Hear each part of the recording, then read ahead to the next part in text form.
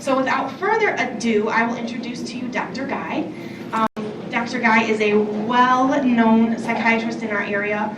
He works for Perspectives of Troy, Dearborn Pastoral Counseling Center, Easter Seals, and Beaumont Farmington. Did I get them all? I think I got them all. Okay.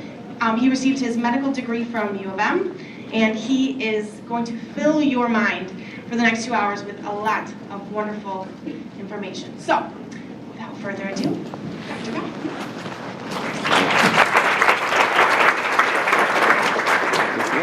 Okay. All right. Thank you very much. Yes. Now, the bio information that she had on her sheet had me down as like a specialist in sex addiction. I did one talk on the radio on that. I'm not a specialist in it. I do general psychiatry, just all psychiatry, but no. I'm Dr. Guy. I'm here to talk about a non-controversial subject of cannabis. All right. All right, my background is, I started out actually as a pathologist. My PhD was in experimental pathology. My doctoral minors are clinical biochemistry and pharmacology. I taught genetics at Eastern for a while. Then I went to U of M. I got my medical degree. Then I did radiology. I started in radiology and then switched into psychiatry, did fellowship training in functional neuroimaging.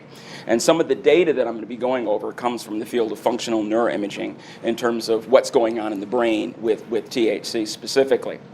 So I'm not going to cover all of these slides because there are many. I refer to this slide deck on a regular basis. There's not a week that goes by that I don't have a patient who's having symptoms from marijuana. And there's not a week. All the time. I have to whip out this slide deck, and I don't go through the whole thing, but I go through slides with patients because people don't at first believe me when I say it's not very good for you. It's contributing to the problem. And they're convinced that because our government is so wise, they never would have made something legal if it were bad for you. Because only the smartest people go into government, and they always consult experts before they do things. So anyway, this is called a closer look at marijuana here. Now just yesterday, I mean seriously, yesterday, I had a patient who I've been treating for years for a dual diagnosis, bipolar disorder, and borderline personality. Woohoo, favorite patient, right? So she didn't have an appointment. She comes in at the end of the day demanding to be seen. It's an emergency. I'm going to stay here and you're going to see me, or I'm going to meet you at your car. So one of those situations. So I allow her to come in, and she's more anxious than ever. She's now experiencing paranoia and worsened depression, can't control her emotions. And I'm like, what happened? Well, she had shoulder surgery. And so it was just within the last week. And I'm thinking, okay, this is post-operative, kind of almost delirium, maybe not complete delirium, but post-operatively your cytokine levels are high, and it's not unusual to have more intense emotion when you're post-surgical. But then she announces that to help with her pain control, she's been supplementing with chocolate-covered, cannabis-dipped coffee beans. I'd never heard of that. For pain, okay? And she's complaining of anxiety and paranoia. And this is in one of those examples where I have to say, okay, yes, you're post-operative, but regarding your paranoia and anxiety, I think we have a culprit here. Okay? Now this is not unusual. We live in a weird time. We really, really do. We live in a weird time because this is a topic that's a moving target. Cannabis is evolving faster than we can study. And so the studies that were done a while ago are now utterly worthless because the product keeps evolving. All right, it keeps changing. And so you do a study for one thing, and by the time the study's published, what you just studied is totally obsolete and nobody's using it anymore. And we got something new. So we have all of these new routes of administration, hundreds of different strains, and trying to study this is a moving target. And so coming to conclusions is not easy. And I think you'll get that as we go through today's presentation. So if this were 20 years ago and you're talking about cannabis use, there were not that many routes of administration. These were all very common. But now you've got your traditional, back up. Okay, you got traditional, your joints, your bowls, your blunts, your bongs, your wax, and now vape. And this didn't happen 20 years ago. And these are only 6 sins. Let's go to the 7th. Edibles, okay? Now, these edibles look delicious. They make me hungry. You know, that's very, yes, let's add to our obesity epidemic. Let's add obesity and cannabis together here, okay?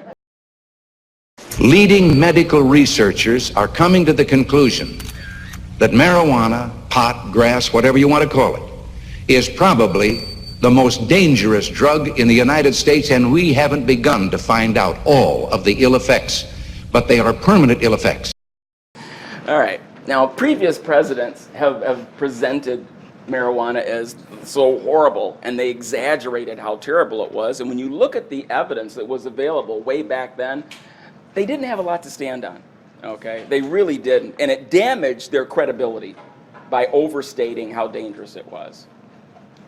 Now, today, we have studies also that in their conclusions, they make it sound like it's just fine. This is a very recent, maybe one of the most recent big studies published all over the place. It just came out in August of 2019, all right? And they basically, what they did was they looked at, well, here's the premise, all right? We know that the endocannabinoid system is involved in brain maturation. Now, young people go through something called critical periods. There are critical windows of time for the brain to carry out various developments. And if that development does not take place during that critical window, it's never going to happen. So if you interfere with neuronal progression during a critical window, then it can cause permanent damage. So what they wanted to know was, if you use marijuana in adolescence, does it affect brain volume changes in your 30s? And so what they did was they looked at individuals who used marijuana between the ages of like 13 and 19 for 6 years. And then they looked at MRIs of their brains in their 30s to see if their brain morphometric changes, if their brain volume changes, were any different than people that didn't smoke marijuana at all. And what they found was no difference. And what their conclusion was, therefore, marijuana in youth does not affect adult brain. Right now, and so we have that, okay? And I'll come back to that study. I'm going to be referring to that. Now, what we have is the widespread legalization of marijuana throughout the country, starting in 2012 with Colorado and Washington becoming the first 2 states, and now it's all over, including Michigan. So over that time, many, many states have now made recreational marijuana legal. Use of it is increasing tremendously. In 2018, 10.5% of 8th graders and almost 36% of our 12th graders have used marijuana. That's quite a bit. And we have this study. It finds that smarter kids are twice as likely to smoke pot. Brighter kids are also more likely to drink alcohol, but less likely to smoke cigarettes. So the smart kids are avoiding cigarettes. Seeing this trend of increasing marijuana usage and increasing legalization, the government said, hey, we need to do a study to see if this is really a good idea. So a few years ago, the National Academy of Medicine convened a panel of 16 experts to take a look at the scientific literature. And based on what we know now compared to back in the Reagan days and back in the Nixon days, let's look at the modern literature and see if we've learned anything new about the effects of marijuana. So let's look at that literature and see what we can do. So they spent a few years looking at this, and finally in 2017, they came out with their long-awaited report. It came out in January 2017, and it was over 400 pages. And we were just waiting for those reports. I mean, this is going to be the report. It's going to be the synopsis of all of the recent literature. It's going to tell us the answer. Is marijuana safe or not? Is it good for stuff or is it bad for you? And how bad is it? And in what areas? What dose should we use? When does it become toxic? This was going to be the study to tell us this. And so when it came out, it was like, this is it. And how exciting. So you read through it, though, and at the end, it was about as exciting as this article. It kind of tells us stuff that we pretty much sort of already knew, okay? And it was kind of anticlimactic. All right? I'm going to go through some of the things that they discussed in the report. Obviously, I'm not going to go through the whole 400-page report here, but theory. Smoking pot diminishes nausea associated with chemotherapy.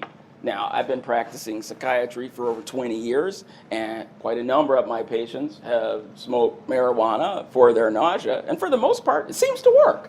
I mean, in my clinical experience, that much, it does seem to work. However, their conclusion was there are no good quality randomized trials investigating this option. So we're talking about the smoking of marijuana. And I got to thinking, it's like, yeah, I can see nobody did that study. They just use it, but nobody actually did a study on it, all right? So why aren't there huge FDA randomized trials to validate the efficacy of natural medicines? Why not?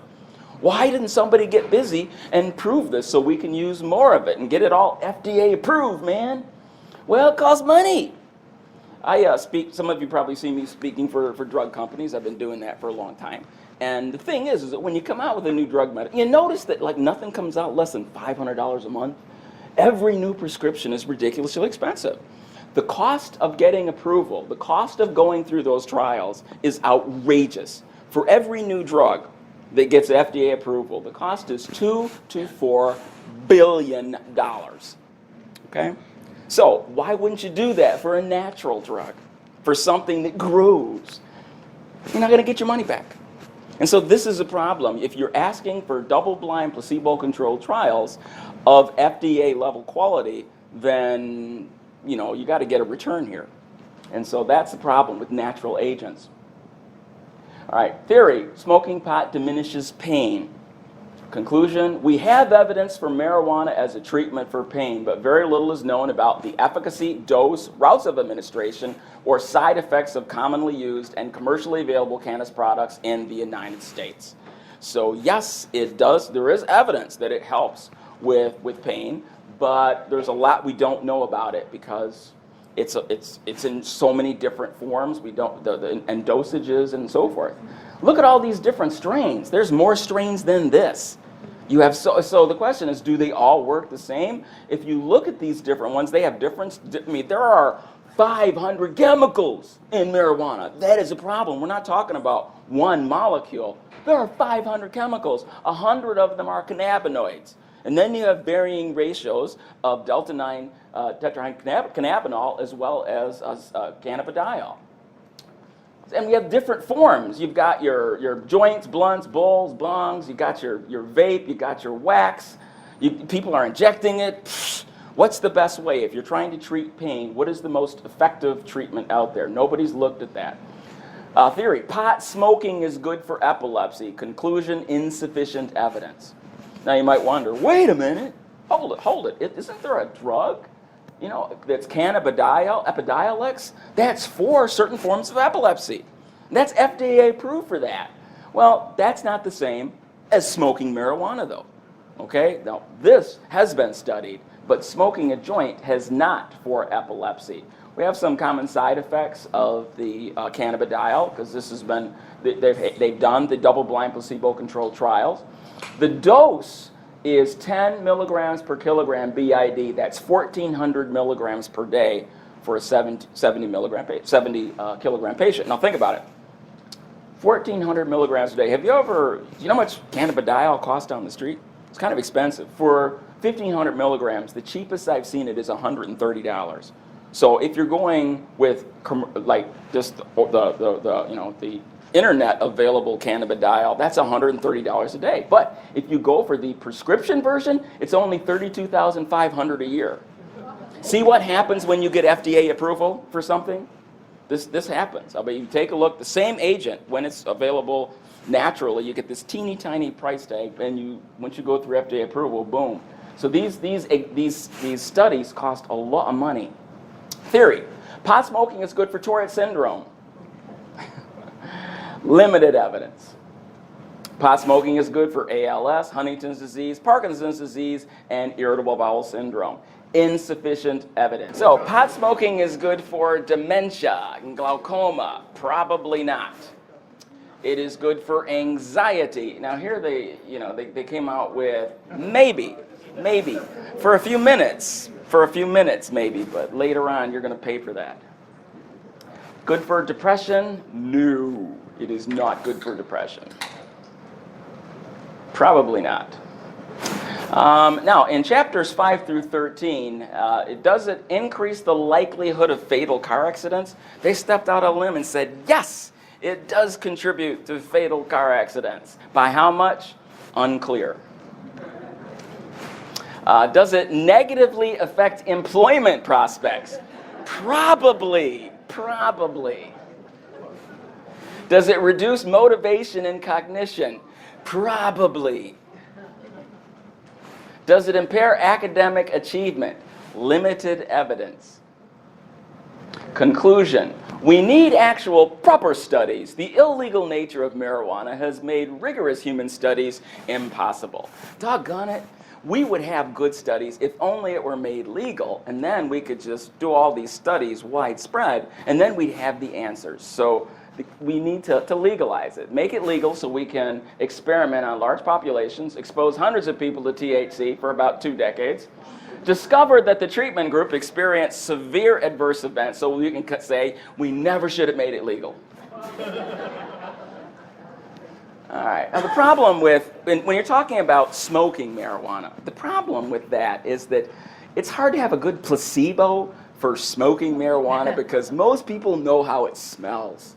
All right? And so that's kind of a challenge, smoking marijuana versus smoking a placebo. Now, if you're talking about THC, those studies, many of those studies have been done, and I think continued studies on that would be most helpful, because I'm not against some of the things that are in marijuana. I'm against THC for reasons that I'll be bringing out in this presentation.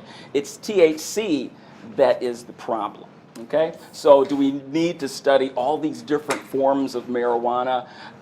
That's, come on, it's ridiculous. I mean, there's just too many routes of administration, too many different strains to come up to, for everybody to agree on what's the best thing to study here. All right, as I mentioned, there are over 500 chemicals in marijuana. THC is responsible for the majority of its psychotropic effects.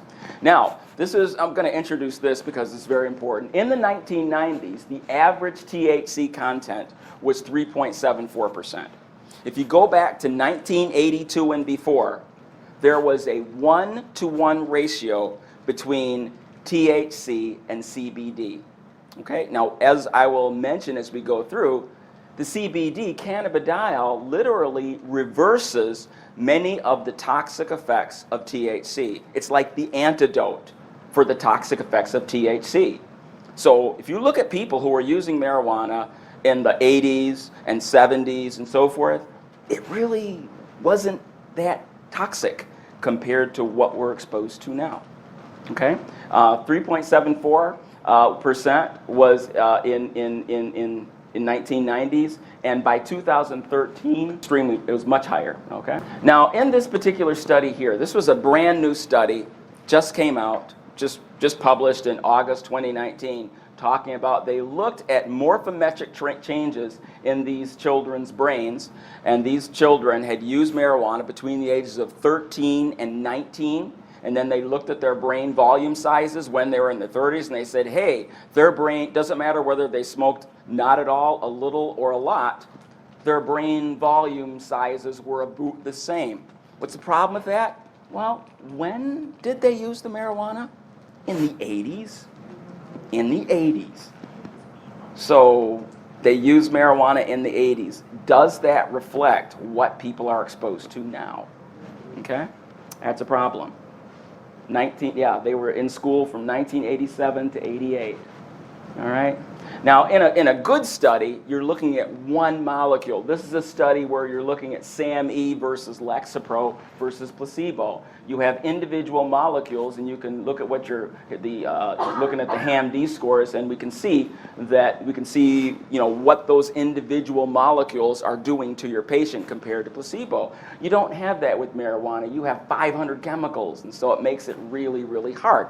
Now, if you take a look, this shows you the THC to CBD ratios over time. And as you can see, where's the trigger. Okay. All right, yeah, if you see here 95 and 2000, notice that the ratio of THC to CBD was down here. And then look what happens to THC as we get closer. And this was in 2014. It just kept going up. And so when you do studies where people were using marijuana from back in these old days, it's a different animal now, okay? That's the problem. You have all these studies that are no longer relevant. You have all these different strains that are available today and much higher potency. And one of the things they said is we need proper studies on the health effects of cannabis on different subgroups. How does it affect children and teenagers, pregnant women, breastfeeding mothers, older population, and what about heavy cannabis users? Let's experiment on them all, and then we'll have these answers. All right. Well, another thing we don't know is what is the optimal dose? At what dose does it become too toxic to consider? And what is too low of a dose to do anybody any good? And also, is it a linear dose response curve or not? If it's nonlinear, then doubling the dose could lead to 10 times the toxicity. We don't even know that. There's a lot we don't know about it. And so they did a good job of pointing out what big holes there are in our research. All right, and the method of consumption. Yeah, I mean, because back at this study that I just referred to that was published in 2019, when they asked, if it was only, how many times a week do you use marijuana? That it couldn't include all forms, okay? See, the thing is, you got everybody. You got somebody that takes a hit, somebody that uses a bowl occasionally, and then somebody who's smoking 3 blunts a day. I mean, that's different. You know, these are all different populations, okay? And for therapeutic effects, what is the best way? Smoked, vapor inhaled, eaten, absorbed through skin, or injected? And again, as you see here, you know, back in the day, there was like a 1-to-1 ratio of CBD to THC. But as you see, THC has gone nuts. Now, why is that? Why do they hybridize and genetically modify cannabis to get rid of the CBD and to maximize THC? What are they thinking? You know, we know that THC isn't good for you. Okay, I'm just telling you, it's really not. Why did they do that then? Well, people buy it. We have studies showing, you know, the best high. The best high is achieved if you reduce CBD, okay, and maximize THC. That's where you get your best high. This is your buzz. This is your subjective buzz. And notice, low CBD or no CBD gives you the best buzz. People like it. That's what sells. That's why it has evolved into Godzilla. They concluded from that recent study, and this is the conclusion. You know, again, they looked at children who used cannabis in the 80s, and then they measured their brain morphometry, you know, morphometric changes in their 30s, and they concluded adolescent cannabis use is not associated with structural brain differences in adulthood. All right, that is a big statement for a study that's actually inadequate for our population. And the reason I bring it up is that I talk on this subject, I present it to patients all the time, and I've had people throw this study back at me and say, oh, no, you're saying that if I use before the age of 25, it could affect my brain development. Well, here's a study that proves that I'll be just fine. I can smoke all the weed I want, and I don't have to worry about it affecting my adult brain, okay? Well, number one, this was marijuana from the 80s, but number two, if you can see gross morphometric changes in your brain, that's a lot of brain damage. Before you get to gross morphometric changes, what is it doing to your brain wiring? Because that's really where the problem is. Is your brain wired properly? You have 100 billion neurons in your head. Each neuron is connected to between 5,000 and 10,000 other neurons. If that wiring circuitry isn't complex enough, you experience decreased function. The maturity of the brain involves correct wiring of your brain. That's not something that you're going to see with gross morphometric changes. If I just measure your amygdala, measure your hippocampus, measure all these subcortical regions, that's not what I need to know is tractography. I need to know what's going on is in terms of synaptic density. Those are, you need functional neuroimaging, not gross morphometric imaging. If you can see gross morphometric changes, that's really bad, okay? So to say it's not associated with structural brain differences, you know, you could say, well, people who used it back in the 80s, maybe you could say that. But again, that applies to a small group of people now. The fastest growing segment of the legal market is vapor extract, vaping. As you know, vaping has increased a lot in the last few years. You know, the THC content today is more than 65%. This is 20 times the dose of the 1995 marijuana. Okay? 20 times the dose. Now, they did come out with one strong statement that I very much appreciated. Thank you for this. They said cannabis use is likely to increase the risk of developing schizophrenia and other psychoses. The higher the use, the greater the risk. That is certainly consistent with other studies and with what we're seeing today. I see this all the time. Okay? Yeah, this is like, look, well, I'll just go through this. In countries that legalize marijuana, Finland, for example, they did it in '93, and schizophrenia has doubled since they did that. Denmark in 2000, it's increased by 25%. We do know schizophrenia incidence in the general population is 1 in 100. So without using marijuana, your risk of schizophrenia is 1 in 100. If you use marijuana even a little, it's 1 in 50 or 2%. If you're using the strong stuff, and for most people that includes blunts and bongs and stuff like that, and vaping it, then it's 1 in 17. If you have a first-degree relative with schizophrenia, it's 1 in 5, 20%. Okay? So genetic predisposition for schizophrenia plus marijuana significantly increases your risk of coming down with schizophrenia. If you have a twin, if you're an identical twin, and one twin develops schizophrenia, what's the likelihood that the other one gets it? It's only 50%. They have the same genes. The same genes. So what's going on? Other factors are required to push you over the edge. Okay? Sometimes childhood trauma, physical trauma to your head, all right? Chemical things, West Nile virus. So other factors are needed to give you that little push to give you the schizophrenia. And marijuana is one of those things that will give you a very good shove. Now, what about cannabis uses in violence? It just hit me, why not? And I think what really helped is some of the states went ahead on their own, and all the horror stories that people talked about didn't occur. Crime rates didn't go up. Drug abuse of, more dangerous forms of drugs did not increase. That's not entirely accurate. This is a book by Alex Berenson called Tell Your Children the Truth About Marijuana, Mental Illness, and Violence. Alex is a writer for the New York Times.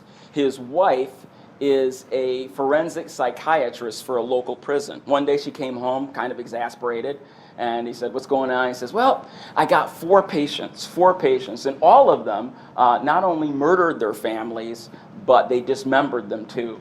And one thing they had in common was that they were all smoking massive quantities of marijuana.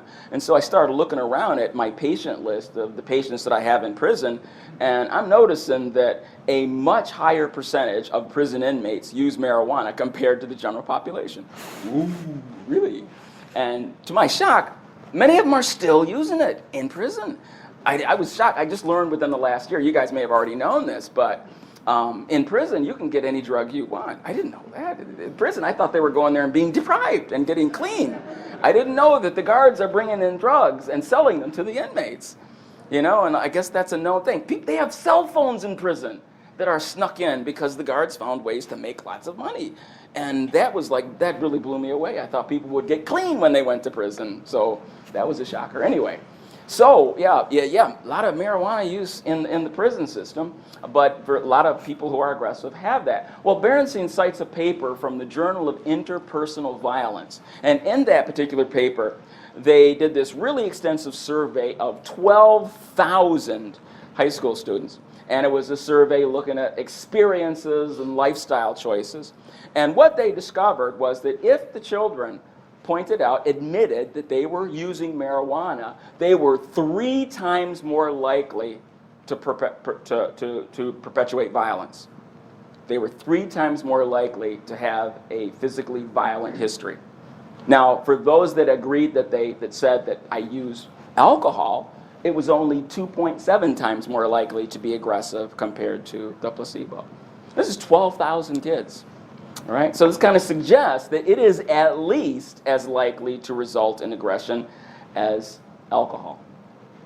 Violent crime in the United States, went down. If you take a look, this line here is from patient or human reports, victim reports. Okay, so that shows a significant drop from the mid-90s all the way to 2016. These are police reports, and you see the same thing. Across the country, murder and aggravated assault went down during these times, except in states where they legalized marijuana. In Washington State, for example, between 2013 and 2017, murder and aggravated assault rose by what? 40%. It went up 40% after they legalized marijuana. Murder and aggravated assault. Okay? Now, people in Washington put a positive spin on it, though. Murders are up 41% in Seattle, which is not as bad as it sounds. So what's the positive spin? Compared to Detroit, we're not that bad still. Compared to New York, we're okay, and let's not get talking about Chicago. So we're not that bad. Is this a smoking gun? Does it prove that the marijuana caused the violence? It's something to think about. It's something to think about. I don't know if you can say it actually proves it. Cannabis usage is growing. 10% of the population in 2006 used cannabis at least once a year. By 2017, 15% of the population reported using it. And again, you look at our high schoolers, the 12th graders, 36% of them. So the younger the population you go, and this data was produced before it was legal. Okay, in Michigan at least. All right. Heavy users are growing even more rapidly. In 2006, 3 million people reported that they use marijuana on a daily basis, but by 2017, it was up to 8 million people using it on a daily basis. Vaping is I don't even need to talk about this, I don't think. If you're in mental health, you know what's happening with vaping. You know that it's become a fad. It's just all over the place. It's everywhere. So I don't think I need to even discuss this. Of course, it's going up like crazy. All right. How addictive is marijuana? Well, there is such a thing as marijuana withdrawal. Anybody that's treating patients, you know that. You know that when they stop, there is withdrawal. It's characterized by irritability, sleeping difficulties, craving, and anxiety. Makes you want to smoke some more. All right. The symptoms peak a few days after marijuana has stopped, and the withdrawal makes it hard to stop. Now, if somebody admits that they drink, you ask somebody, you drink alcohol? Yeah, okay. A lot of people drink alcohol, right? If you drink alcohol, what is the likelihood that you're going to turn to somebody that drinks every day? What's the likelihood? It's 1 in 15. 1 in 15. 1 in 15 people who drink every single day. Now with marijuana, if you use marijuana, what is the likelihood that you're going to end up smoking it every day? It's 1 in 5. 1 in 5. That suggests that it is 3 times more likely to become addictive compared to alcohol. All right. Does marijuana make you relaxed, paranoid, depressed, anxious, or all of the above? It's definitely all of the above, yes. Okay. Paranoia is associated with youth, poverty, poor physical health, suicidal ideation, and the use of cannabis. Cannabis is known to cause paranoia. This is a very big known thing. The question is, why does it make you paranoid? There's a huge link between cannabis and paranoid thoughts. Now here's an example. The paranoia are unfounded fears that others intend you harm. They're trying to irritate you. They're thinking bad thoughts about you. They're plotting against you. And you can't logically explain how you know that. You just know. You just know they're thinking bad thoughts about you. Now, one thing that we're going to see as we go through this is that when you smoke marijuana, the good feelings are about, for those that, because not everybody gets good feelings from it. Some people get paranoid from the get. I mean, they smoke it and they're already paranoid. However, most of the people who enjoy it get 90 minutes of relaxing pleasure. 90 minutes, because it increases dopamine release at the nucleus accumbens, and the nucleus accumbens is your pleasure center. The nucleus accumbens has an auto shut-off valve. You don't get more after 90 minutes. I mean, that's it. You were done. Okay, you don't get any more. It's the when you go from low dopamine to high dopamine, it's that transition that gives you the pleasure. And once you climb the curve, no more pleasure. And now at the 2-hour mark, you're at maximum paranoia. you're at maximum paranoia. And so if you have people that have access to weapons, hanging around other people with weapons, sharing that post-high paranoia can be dangerous. All right, how does it cause paranoia? This is an experiment by Freeman and coworkers, and it was pretty interesting. What they did was they injected people with THC, and then they monitored to see how paranoid they got. What D'Souza, this is a different investigator, he gave another intravenous injection of delta-9 THC and found that individuals experience not only paranoia, but anxiety and impaired working memory and other symptoms similar to schizophrenia. What they did there was they used dronabinol, a 1.5 milligram dose, and they injected them, and they did a number of things. One thing they did was they looked at IQ to see what effect is it having on your verbal memory and so forth.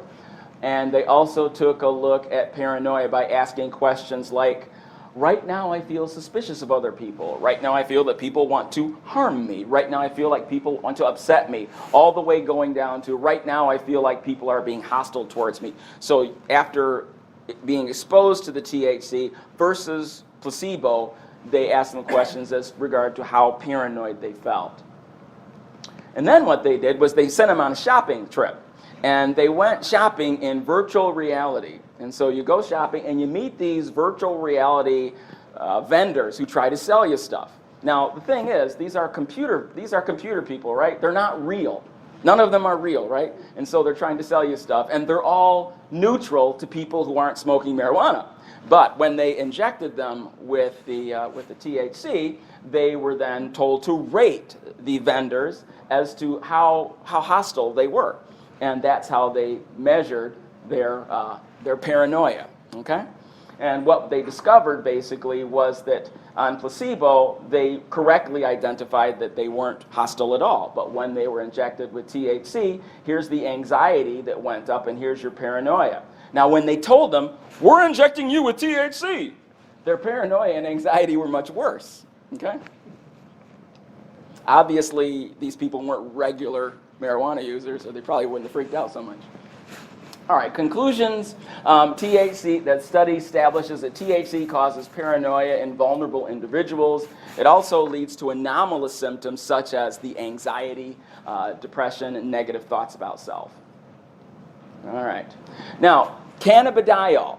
THC is the principal psychoactive agent in marijuana. Cannabidiol is the good guy. I mean, it actually undoes many of the toxic effects of THC. And here's one of the studies that demonstrated that. It was published in 2010 by Bhattacharya and co-workers.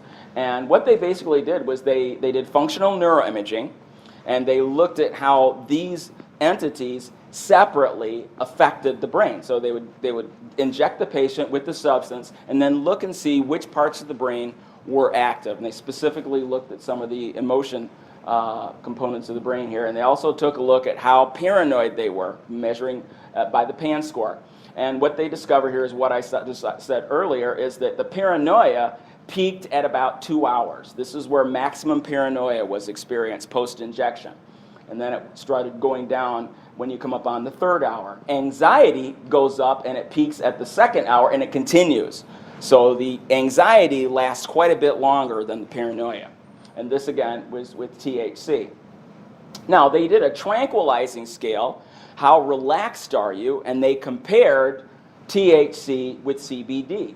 And here what we see is, as you might expect, THC was not tranquilizing at all. Way down here, it's like a roller coaster. But CBD was tranquilizing, more so than placebo. So CBD has tranquilizing effect. Now, in the prefrontal cortex and the striatum. Okay, this is very important parts of your brain because this is where your logical brain exerts control over your emotional brain. This is where your logic circuits are. Okay? And what they discovered is that the THC reduces activity in these parts of your brain, whereas CBD increases activity in this part of your brain. So THC reduces activity, CBD increases activity. Remember what I said. CBD is like the antidote for the toxic effects of THC. Now, the amygdala is amygdala, that's your core, that's where your emotions are. That's where the capital of your emotions. We call that the central node of the emotion network. You have 4 really interesting networks in your brain. You've got your central executive network, which is made up of the prefrontal cortex, the anterior cingulate, and the hippocampus. And then you have your emotion network. The central node of that is the dorsolateral prefrontal cortex. And then you have the emotion network, and the central node is the amygdala here. Then you have the salience network, which decides which network to turn on. And then you have right here you have the capital of the default mode network. And that's a whole nother program, but this right here is the capital of the emotions. It always overreacts. Every time you see a change in the environment that is not what you expect, the amygdala fires off 10 out of 10, 10 out of 10, 10 out of 10 distress. But you don't feel 10 out of 10 distress because your logical brain sums up the threat and it sends signal to the amygdala through the unsonate fasciculus, and it calms it down so that you don't feel the freak out. Okay, that's what your logical brain does for you. Now, the amygdala is very hot in people that don't have good control of that. Okay, and what we see here is that delta-9 THC increases amygdala activation. Now, is that because it's reducing the prefrontal activity, or is it directly affecting it? Probably both. There's evidence that both are involved here, okay? So we see CBD increasing amygdala activation. CBD decreases amygdala activation. CBD actually inhibits, it actually helps to prevent the THC from binding to the cannabis 1 receptor. So again, here we have CBD protecting you from the toxic effects of THC. If you go back to the marijuana that existed from 1992 and before, there was so much CBD in the marijuana that it's like the antidote was built into the plant as it existed in nature. And people try to throw that at me, that marijuana is natural. I don't want your drugs. I want natural. I'll just keep smoking my weed, as if that actually existed in nature. It didn't. It didn't. What you're puffing on did not exist in nature. Okay, it's been modified into something that is not terribly good for you. CB1, okay, this is in animal models. If you activate the CB1 receptors in the amygdala, it causes anxiety. It causes apprehension and sustained anxiety. So if you want to make somebody anxious, you increase CB1 activation on the amygdala, and it'll do the trick. And that is exactly what THC does. Now, understanding the endocannabinoid system is rough.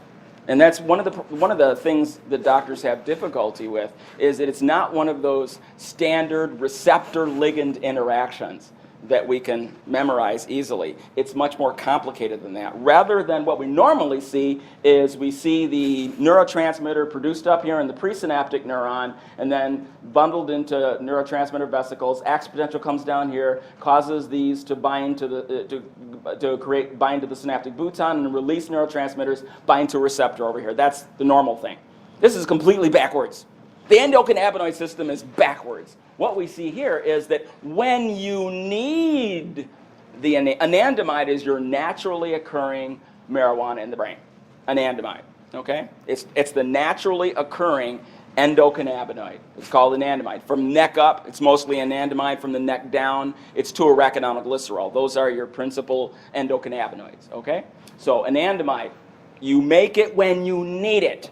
And as soon as you're done, you kill it. You have enzymes that chew it up so that it doesn't hang around. And if you get too much of it, you die. Okay? So it's tightly regulated. So when you need it, you take a little arachidonic acid, turn it into anandamide. It floats upstream, binds to the CB1 receptor on the presynaptic neuron. Once activated, it sets into play a series of events that result in your dopamine being dumped into neurotransmitter vessels and released. And so you increase dopamine production where you need it. And when it's done, you kill it. You destroy this so that you don't have any extra. Now, the problem with THC is that you don't have a system to get rid of it once it stimulates things. It just hangs around and hangs around and hangs around. Now, what about those studies that show that marijuana helps you cure anxiety? because there are some studies that they point to. All right.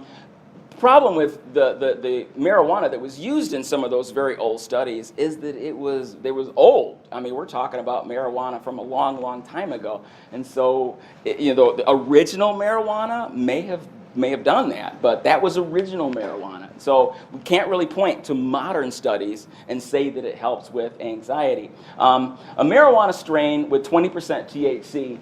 Ultimately, you're coming down with somewhere between 38.4 milligrams to 90 milligrams of THC per joint. 38.4 to 90 milligrams per joint. Okay? Now, what did you get with a 1992 joint or a 1982 joint? Between 5 and 7.5 milligrams. 5 milligrams to 7.5 versus 32 to 90. Okay? Now, in the Freeman study, they used 1.5 milligrams IV. Bhattacharya used 10 milligrams oral. The FAN study used 7.5 oral. Now, in the FAN study, that's the one that showed that it helped with anxiety. And when you're talking about low-dose oral administration, again, it was done a long time ago. It was oral. The intravenous ones give you a much closer dose to what people are actually experiencing today. Okay? All right.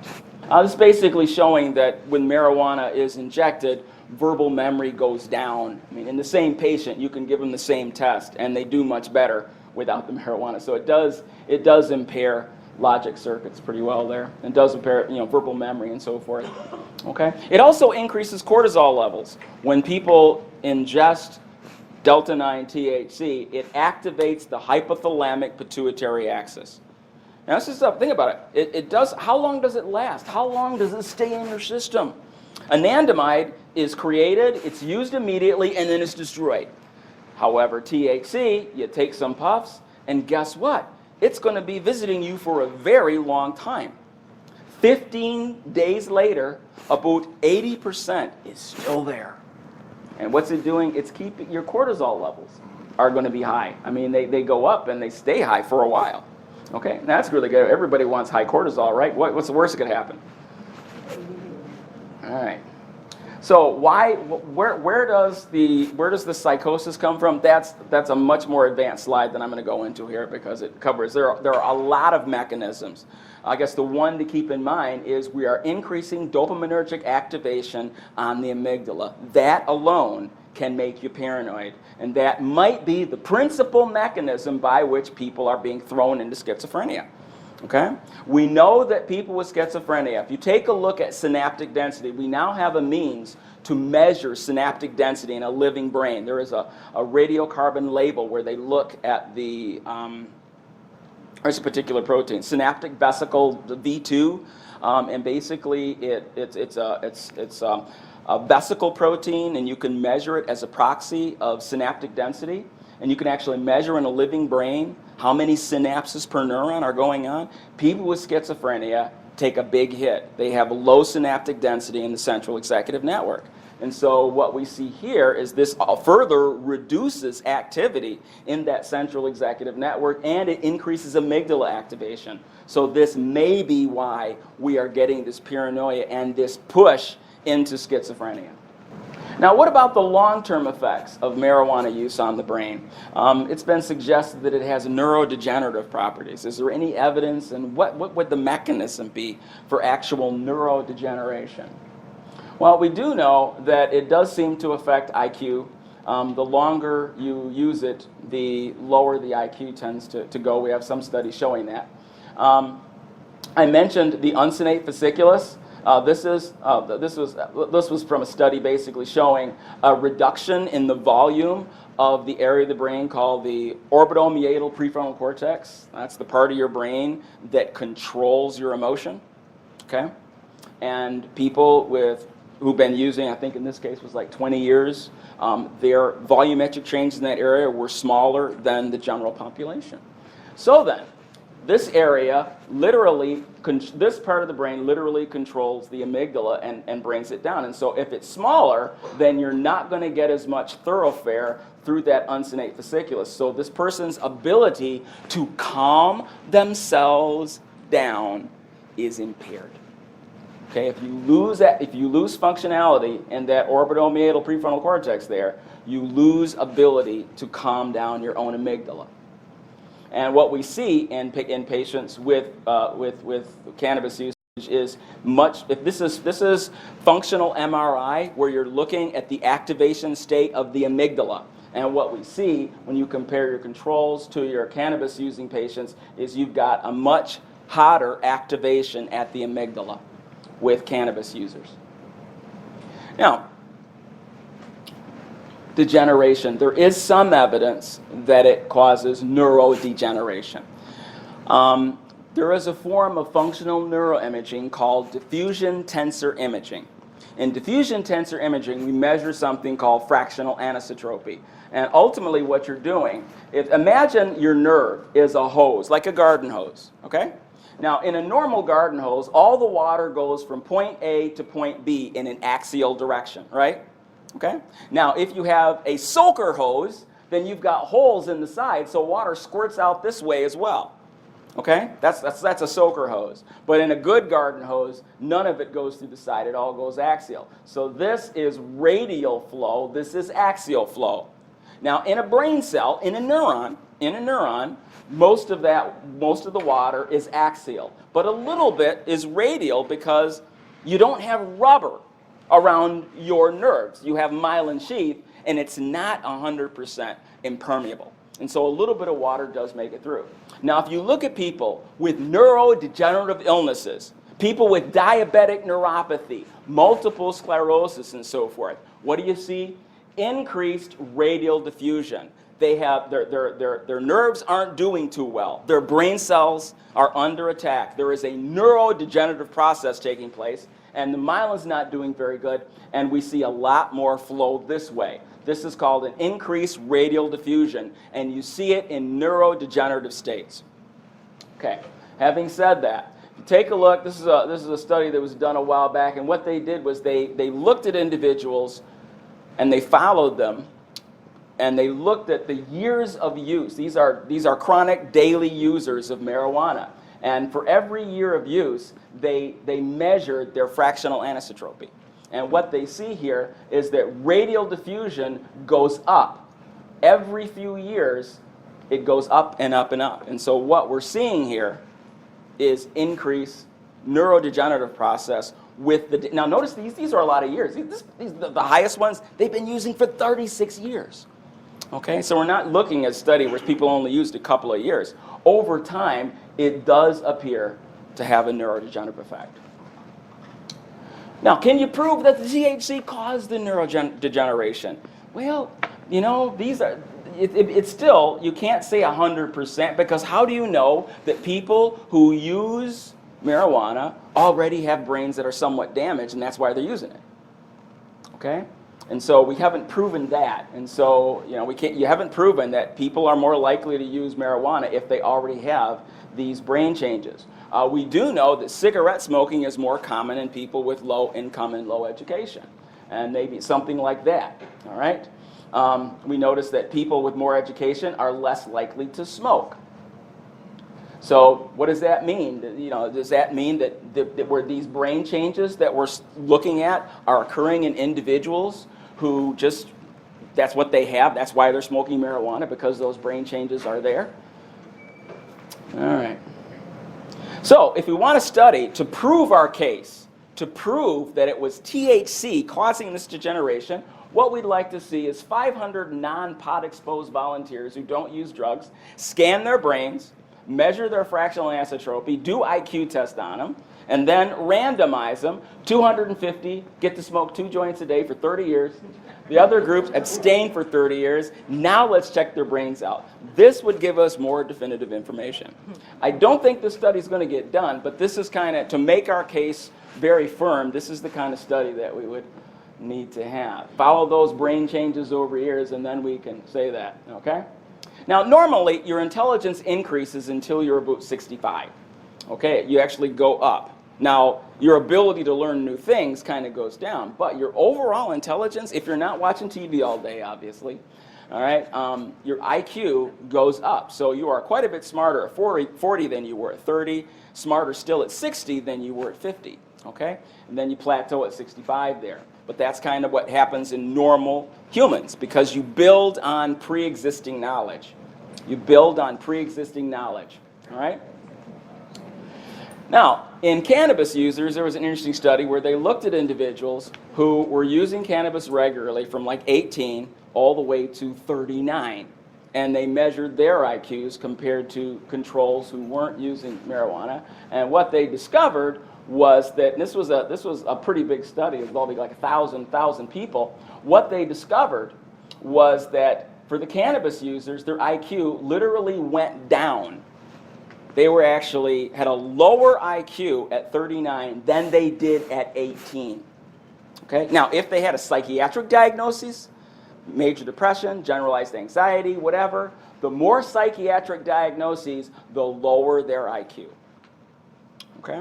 So marijuana use alone was associated with a lower IQ at 39 than at 18. All right.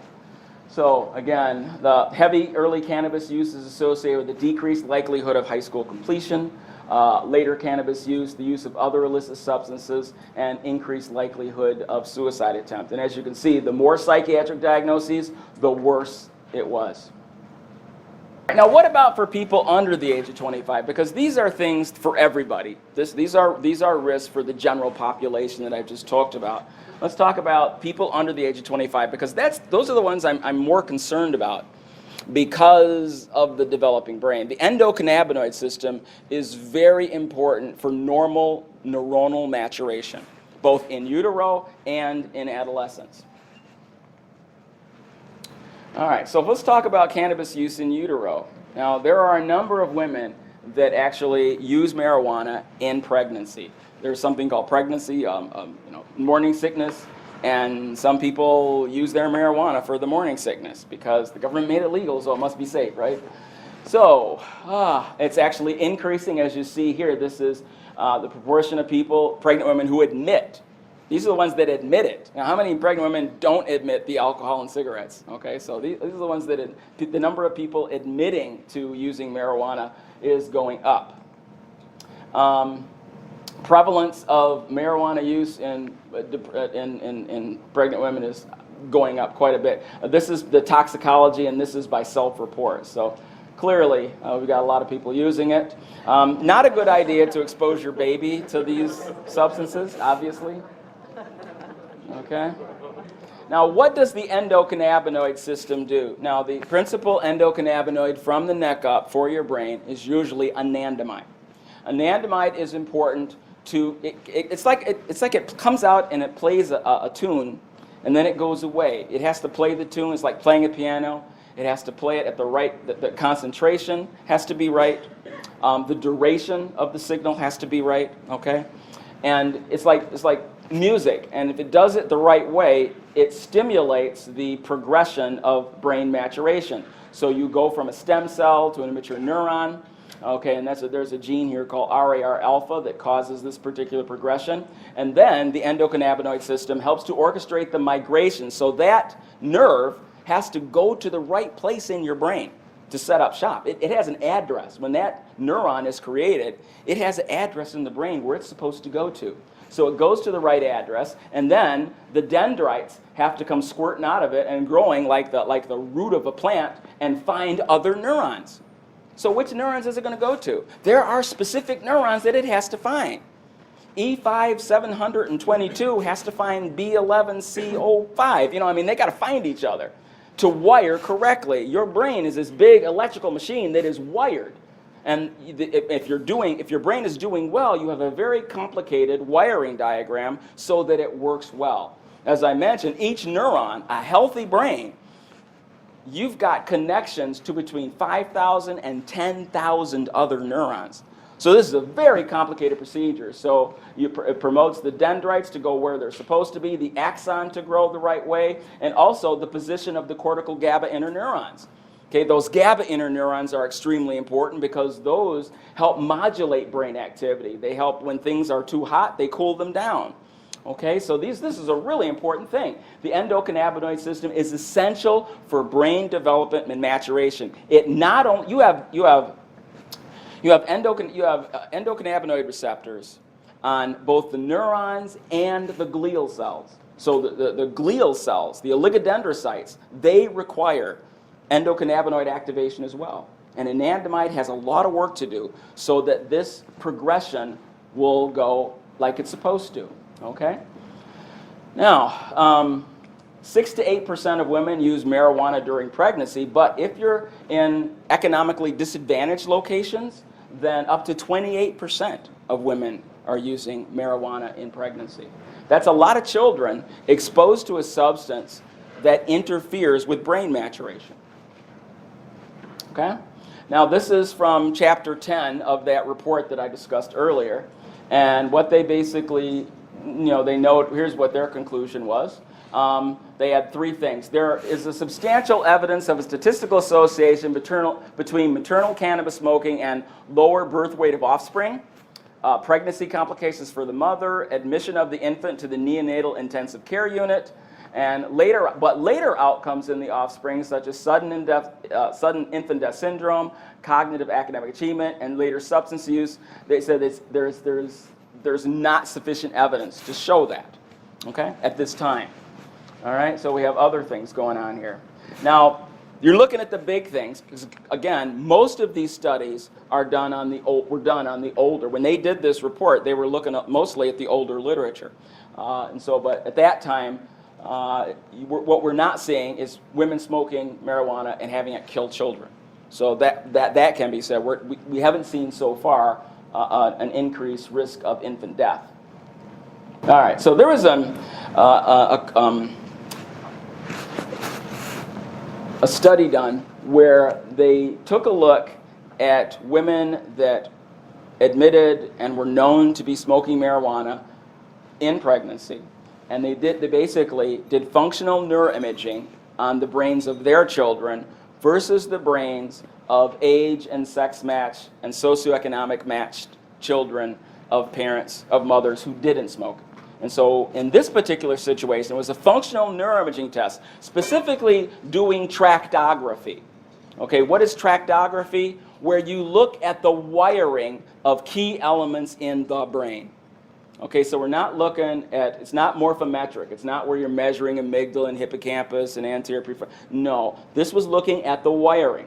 Now, as I mentioned, a well-functioning brain is complicated. You want more wires, and you want a good degree of complexity in order for your brain to function optimally. And so what they're looking at is the wiring in the brains of children who are exposed to THC in utero versus the wiring of the brains of children that weren't.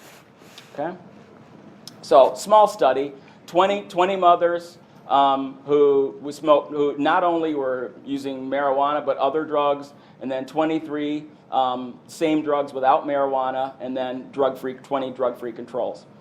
And so basically, what they looked at was connectivity. I'm not going into the details. These are the areas where they were specifically looking for those white matter tracks of connectivity here, okay? And what they concluded was the marijuana-positive neonates had underconnectivity in all clusters compared to the non-marijuana exposed children.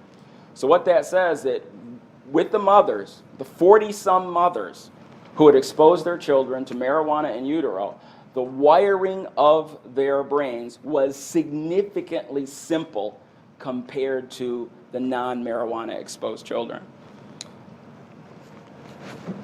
Okay, so those areas do many things in terms of how you end up as far as your personality and intellect.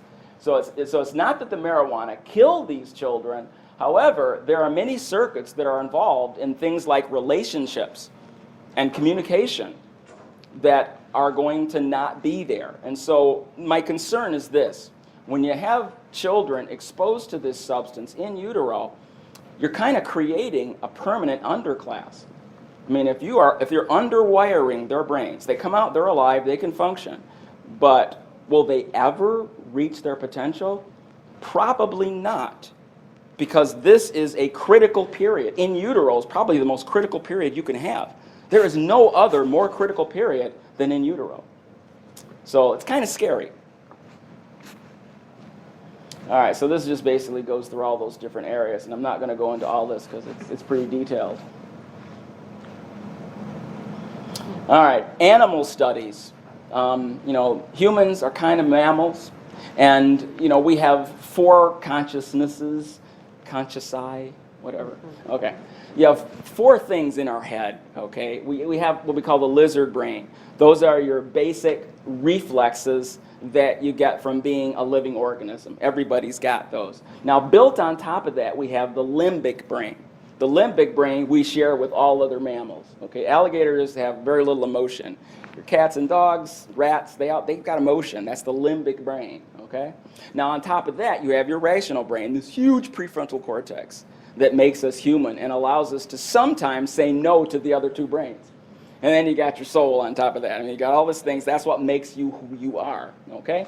Now, this in animals with their limbic brain, when they were exposed to even small amounts of THC, it altered postnatal locomotor activity, cognitive function, and emotional behavior. In all mammals tested, when you expose them in utero to THC, it causes significant cognitive impairments. Now, we don't have any animals that have a human brain. And see, that's the problem here. We don't have an animal model that has nothing has a prefrontal cortex like a human. Okay, there is no good animal model because we have something so huge up here, and so we can't use them for that. But we can say, is it having an effect? Is it disrupting this critical period in other mammals? Yes, we can say affirmatively that yes, it interferes with brain development in other mammals. Okay, so unless people want to argue that, then you want to say the humans, are totally different, then okay. But if not, then you have to admit that this is kind of scary. So in addition to guiding the positioning of the neurons and the cognitive brain, it also influences GABA, glutamate, norepinephrine, opioids, and dopamine. The endocannabinoid system is all over this. Very big deal, very important. This system you just don't want to monkey with it when you consider how many things this is involved with. So, if mammals exposed to THC in utero get this disturbed, have this much reduced brain function, we really need to think very carefully. And when patients come in and even think about using marijuana for their morning sickness, we need to be very aggressive in our response to this. What about young people and people between childhood and adult? Because this was the neonatal stuff. What about between childhood and adult? The brain isn't finished cooking until about 25. Now, there are some people, their brain maturation is kind of achieved by the time they're 18, but overall, most humans need until 25. The majority of the work is usually done by around 20, 21 or so, but you're not completely done until 25. The brain matures from back to front. If you look at myelination, it's from back to front. You start in the occipital cortex and move forward. The last part of the brain to get complete myelination is the anterior prefrontal cortex in those guys, okay? And that's where a lot of your self-control comes in, right? So this is the process. Now, in the adolescent years, you get a lot of abilities, greater capacity to learn and create, increased risk of damage from drugs and alcohol because they are more impulsive, increased risk of developing addiction, and other problems like that. So, anyway, there is a process called competitive elimination. And anytime I do a program on schizophrenia, I make mention of this because it's such an important process. When you are a little child, you have a lot of experiences and beliefs that are just wrong. Okay, you do. There's no boogeyman in there, in the closet. There's nothing under the bed. Okay, there are a lot of things that you thought are just wrong. Okay, you don't need to know how to make mud pies when you're 16. And so what happens is all these you got a bunch of extra neurons in your head, a bunch of extra pathways that are no longer relevant, just taking up space and using up resources. So when you go through competitive elimination from early childhood until you're around 25 years old, competitive elimination is where you go through and you identify pathways that go nowhere. You're not using them anymore. It's no longer relevant, and so you kill them, you destroy them, you eat them, and you recycle the material. Your microglial cells, which are like the macrophage of your brain, are activated to go after and hunt down and kill bad neurons because they're not going anywhere, all right? How do you know which ones are bad and which ones are good? You got like 200 billion neurons up there. How do you get rid of only the ones you're not using? Well, every time you use a pathway, you memorize that pathway, you strengthen that pathway by adding an AMPA receptor on the postsynaptic membrane. The more AMPA upregulation, the more you preserve that pathway, the better that memory is. And stuff you're not doing anymore, memories you don't use anymore, don't have that AMPA. Their AMPA fell off years ago. And so those guys are targeted by your microglial cells to be destroyed. That's what happens in a normal, healthy individual. So you have, by the time you reach adulthood, you have fewer neurons, but your brain runs better. Now, in schizophrenia, this process of competitive elimination becomes random. Rather than just targeting your bad neurons, it just randomly, 50-50, bam, bam, bam. And that's why it's mostly a cognitive problem, okay? Because you lose good neurons because competitive elimination goes wrong. Now, governing competitive elimination is the endocannabinoid system again. It's got its fingers in there, helping that to go the right way, okay? Now, we know that anandamide, that cannabis affects the developing brain. We talked about that already, so I'm not going to go into that very much. It affects that whole process. And so if this child is exposed to THC, one of the things that does is it turns off the production of anandamide. But you needed that anandamide to help the maturation of the brain proceed correctly. So you turn it off. So that could lead to some difficulties. What kind of difficulties? Well, as you go from 10 to 25 years old, 3 big areas go up in your brain. This is where your maturity comes in. 1, working memory. The amount of gigabytes of memory that you have increases significantly from childhood to adulthood. The other area that goes up, motivation. 10-year-old is not very motivated to worry about what happens when he's 11, okay? They don't think about next week, next month, or next year. However, when you get to be 17, 18, you start thinking, I don't want to live with my parents for the rest of my life. What do I have to do to not do that, okay? Maybe I need to start studying. Maybe I need to learn a trade. But you get motivated to think about your future. Motivation goes up as you get older. And mood regulation, your ability to calm yourself down when you're anxious and cheer yourself up when you're depressed, you become more stoic as your brain matures. If you block brain maturation, then these changes don't quite take place. You ever notice that many of our marijuana-using patients are still living with their parents when they're 35? Okay. Motivation is something that goes up with time, with brain maturation. Okay, brain maturation occurs. These are the areas that end up getting myelinated and matured, and so these areas are involved in many things as far as brain functioning. Okay. All right. Now, anandamide is the natural ligand. That's the natural agent that is released and facilitates the brain maturation. 2-arachidonoglycerol is mostly binding to your cannabis receptors from the neck down. And this is a simple diagram of what anandamide is doing as it's facilitating brain maturation. Okay, there it is right there, and here it is right here, binding to its receptors and stimulating a tremendous number of effects in the brain. It's not simple. Okay, it's a very complicated thing. And so if you're taking a substance that monkeys with its release, it's probably not very good for the person. Again, anandamide comes out at specific concentrations for a specific time, binding to specific receptors, kind of like playing a piano. The tune is recognized when you hit the keys in the right order at the right pressure, and that's how you recognize the song. In the same way, anandamide comes out binding to its receptor, and it unlocks your brain so that you can mature from level 3 to level 4. You can't go to level 4 until you complete level 3. And anandamide helps to facilitate that maturation process. So, the endocannabinoid system regulates the inhibition of glutamate transmission, important for synaptic pruning. the influences the positions of the GABA interneurons, and it's involved in white matter development. These are very critical, fundamental factors important for brain maturation. Again, I mentioned this before. Keep in mind that for every decade that people chronically use marijuana, IQ goes down. All right. When people are using cannabis heavily, when you measure their cerebral spinal fluid, is there evidence that it does reduce anandamide? Yes. Yes, it does in animal models and it does in humans. So yes, it does reduce anandamide expression. Now this basically takes a look at THC. I mentioned that when anandamide is produced, after it binds to its receptor, it's immediately destroyed. There are enzymes that degrade it instantly.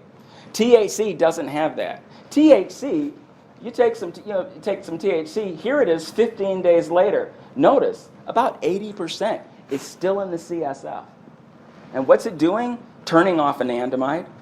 So it gives the idea, and I can't say this for sure because I don't have a study that specifically looked at this, but so if somebody smokes, if you're 15 years old and you smoke a joint on Tuesday, next Tuesday, do you get any anandamide? If 15 days later, 80% is still there, how long is your anandamide turned off for? How much brain maturation am I stopping with this? All right, so this is something that I already said. Cerebral spinal fluid anandamide levels are reduced with cannabis. So, that's the scary thought here. If indeed you have somebody that's been smoking marijuana from the age of 14 to 22 years old, what is the likelihood that the brain will have matured the way it was supposed to?